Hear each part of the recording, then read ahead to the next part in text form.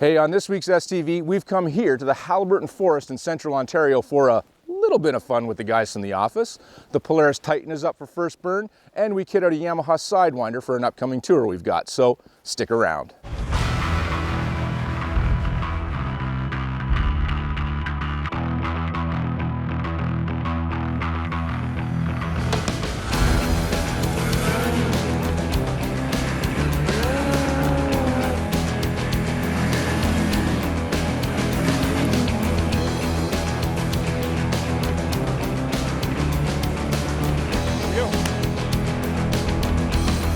STV has been brought to you by Yamaha.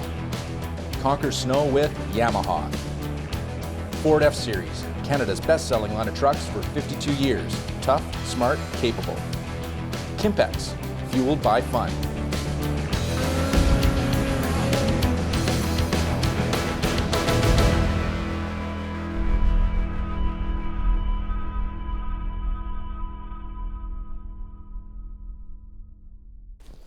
The hunt for early season snow can always be a challenge for us here in Southern Ontario. Sometimes we get lucky and we've got rideable snow by mid-December, but at least here in Ontario, we've got one place that offers up a little bit of early season hope: the Haliburton Forest.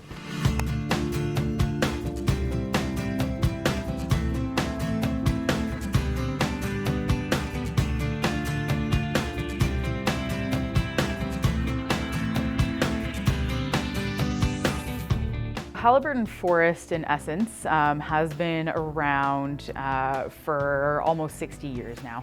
Founded in 1962 by a gentleman by the name of Adolf Schleifenbaum. He was a bit of a visionary.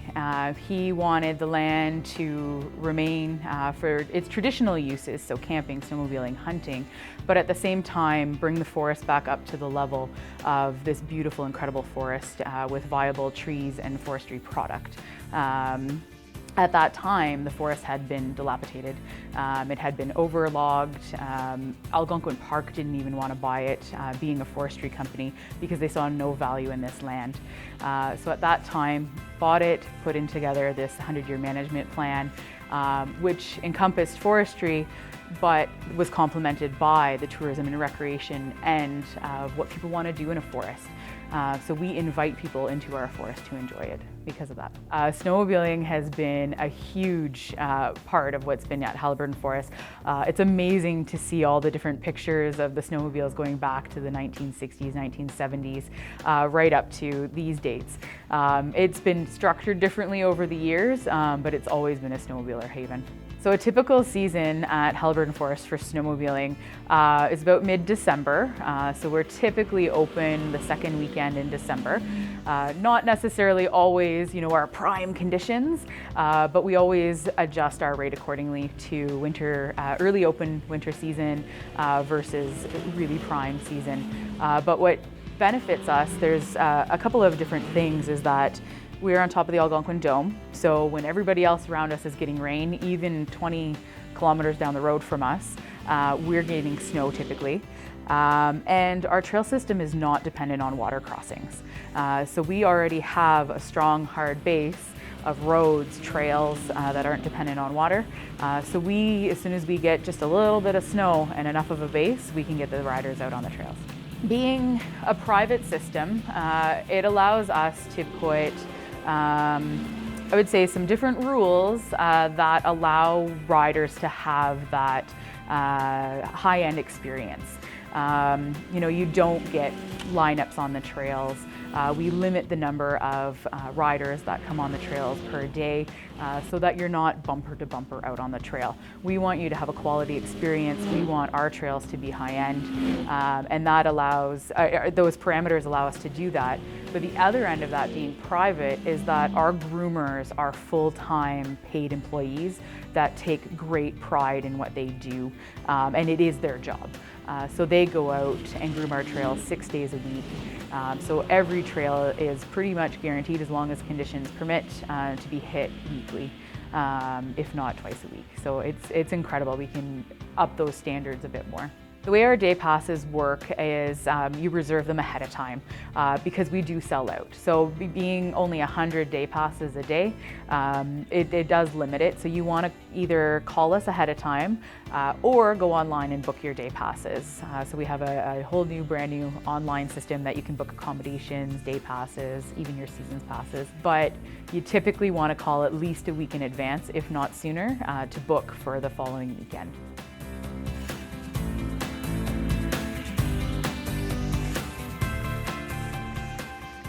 The Wolf Center is an indoor facility, so it's a great opportunity to get out from the cold, warm up for a bit, maybe thaw some little kitties' fingers, look around. There's lots of different displays of local wildlife, movies to watch, games to play.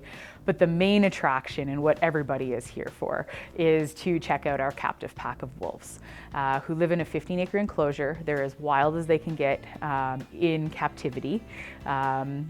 They have their different pack hierarchies and dynamics, and we kind of leave them all on their own other than kind of feeding. It has definitely increased in popularity over the years. A couple of years ago, we were named an Ontario Signature Experience. This past summer, Expedia named us as the one thing you must do in the province of Ontario.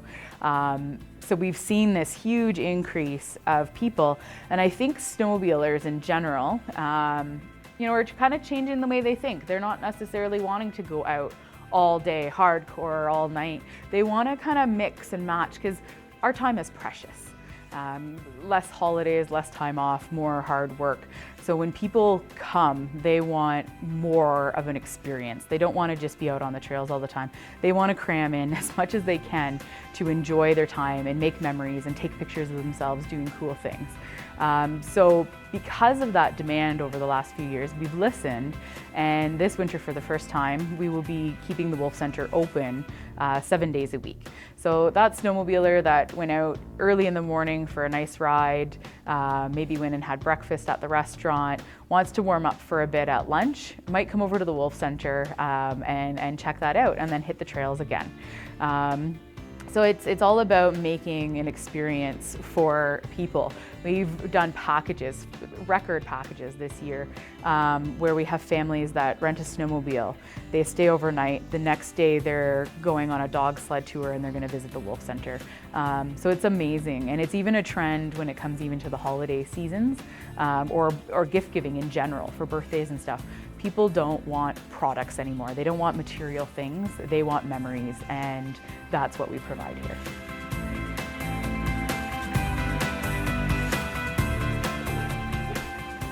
The Haliburton Forest is the type of place you can come to on a Friday night, park your rig, and then fill your entire stay with activities that are great for the boys, the girls, or the entire family.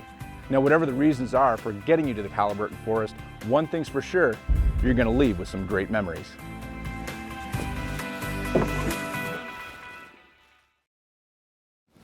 So today, a few of the boys have come up from the office to help me answer a question that nobody was asking.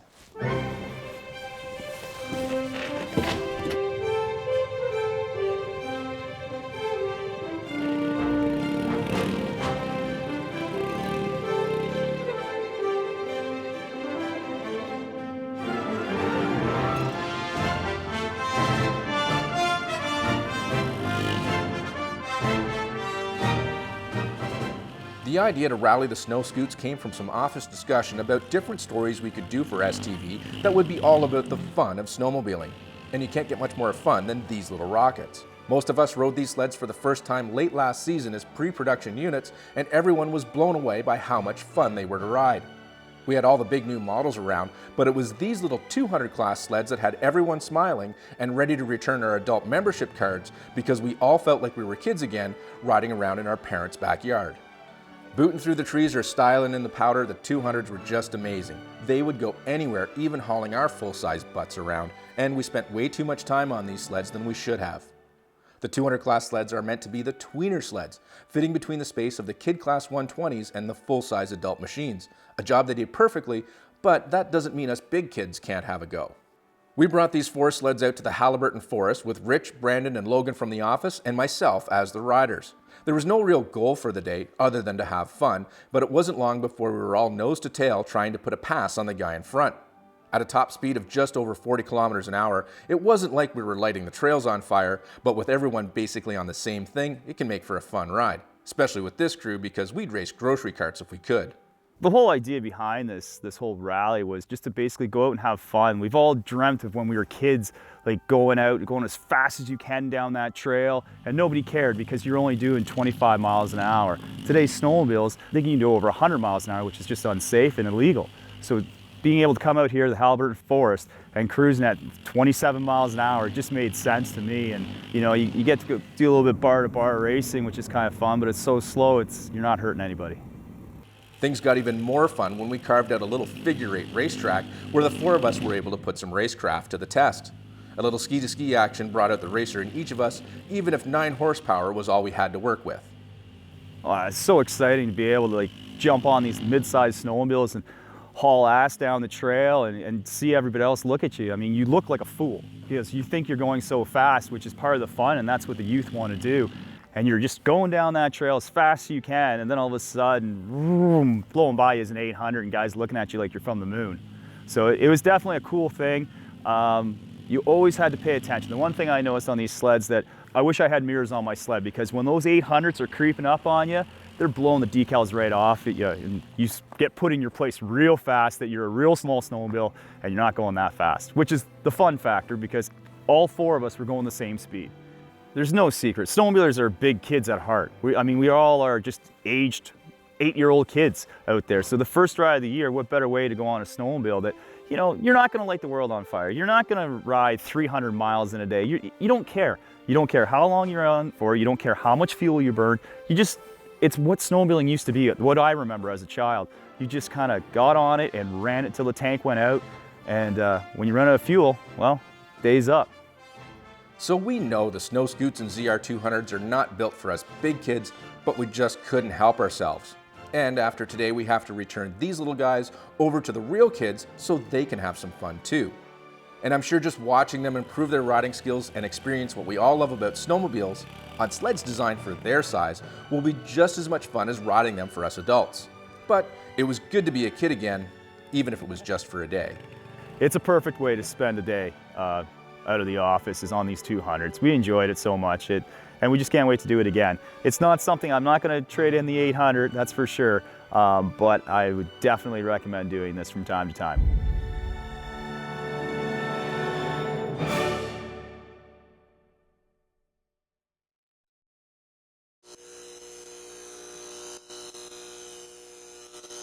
So I've come to the conclusion Polaris builds snowmobiles by government-style committee because it's obvious they cannot come to a focused decision when it comes to building a new platform.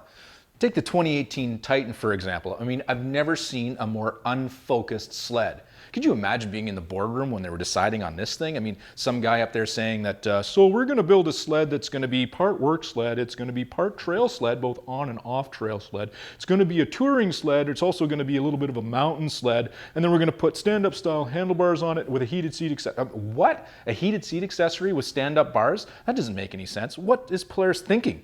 Maybe they're thinking they're Swiss Army or something like this. I'm surprised this sled isn't painted red with a crest on here on the side. Polaris even has 3 models of this ridiculousness in the lineup. A base SP with price point shocks, a mid-level XC like the one we have here in the studio, and then a full jam adventure model with the extra storage racks on the rear, a lock and ride bin, and removable 2-up seat and backrest. On paper, this sled is absolutely bonkers. I mean, it makes no sense. And when we first heard about it around here, we thought, this is gonna suck. And then I thought, man, I'm gonna have to do a first burn on this half-ton trail turd. And if there was something I was not looking forward to this season, it was this sled. I first saw this machine in Yellowstone last spring, and seeing it in person for the first time, I remember thinking, well, it doesn't look too bad, and at least it'll be good for carrying all the camera gear. Now, I knew it had some power with the 800, but it's also got a gear shifter, so that kind of kills the spice of the 800 clean fire. I was also the last of the compound, so everyone else was already on the good stuff. The XCRs, the Assaults, the RMKs were all taken, and the only thing left for me was the Titan. I thought, great, the new guy gets the trail turd. All this new stuff around and I get the Titan. Pulling into the compound and onto the trail system, I wasn't a happy camper at all. But then, something happened.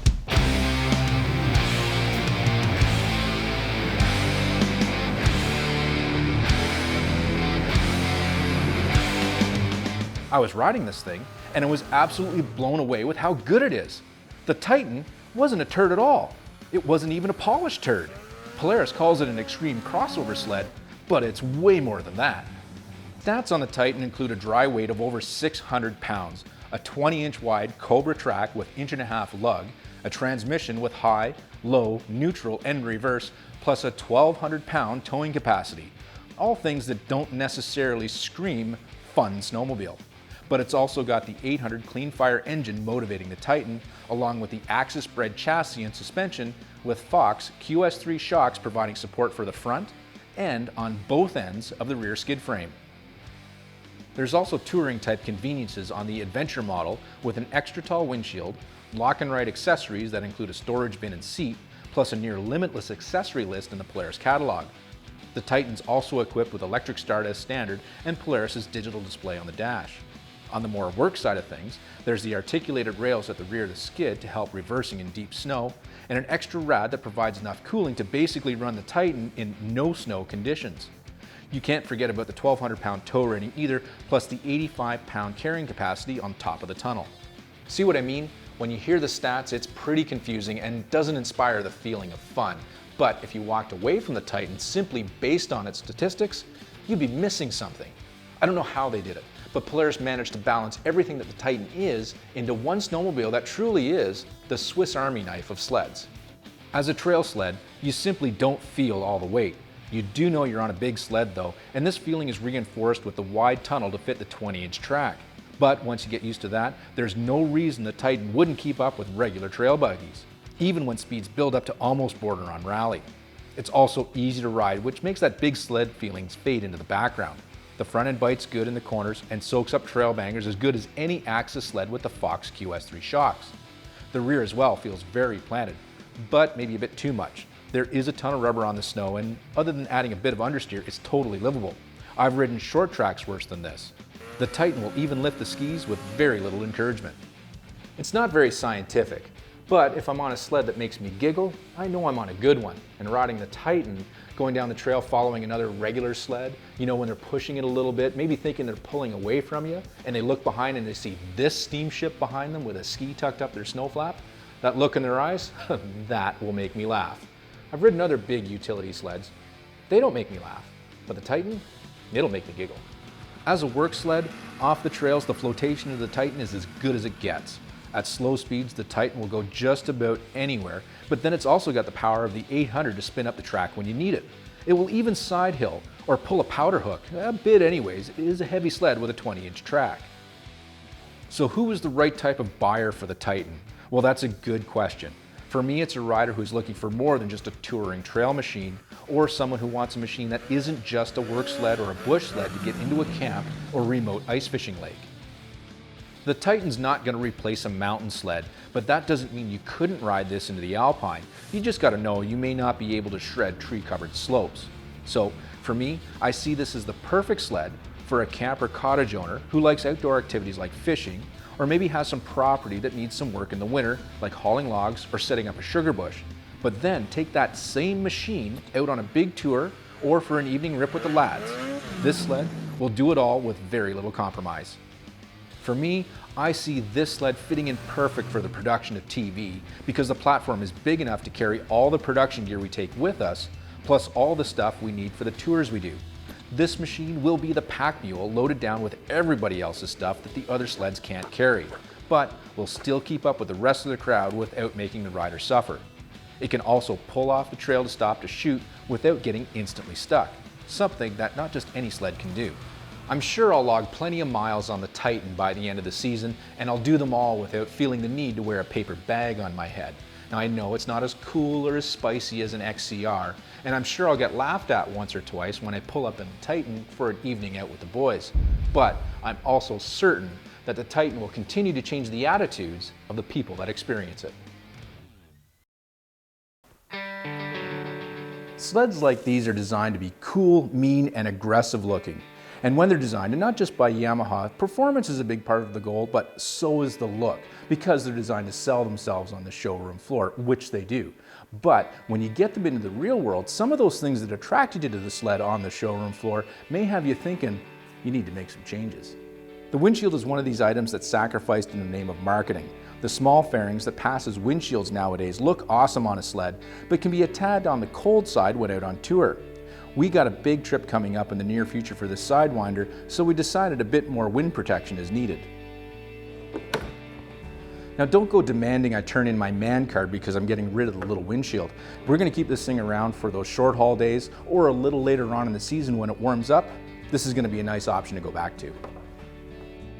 On big tour rides that may start in the daylight but run into the early evening, the big windshield is going to be a nice option to have along.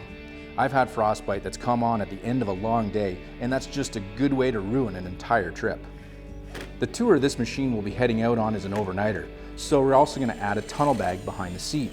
Now all the manufacturers are doing a great job at creating storage options that integrate nice into the chassis.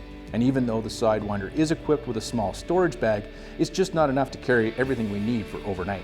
While we have the Sidewinder inside, we're also going to install a belly pan protector. This isn't perfectly necessary for the upcoming tour, but it will add a measure of protection if the Sled hits a big turd hidden by deep snow.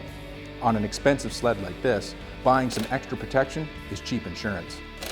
One great thing about modern design technology is how well these accessories fit the machines they're designed for, and how many different options there are to suit each individual rider's needs.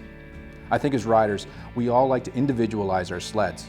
Some look for complete customization packages building truly one-of-a-kind sleds, but sometimes all it might take is a new windshield to make a great machine work even better for how and where you ride.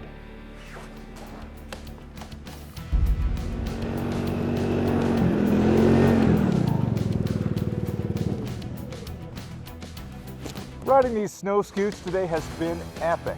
Who would have thought that 4 200 class snowmobiles could keep us orangutans occupied for the day? But they sure did.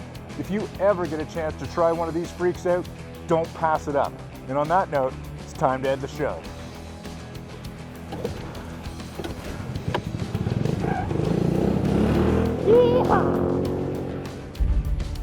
That time you did screw up a take, but it's cool. Did we literally just walk in on that? Yeah. Yeah, we did. Sorry, Brent. You didn't have a sign up. Brent, they didn't have a sign. Here's your sign.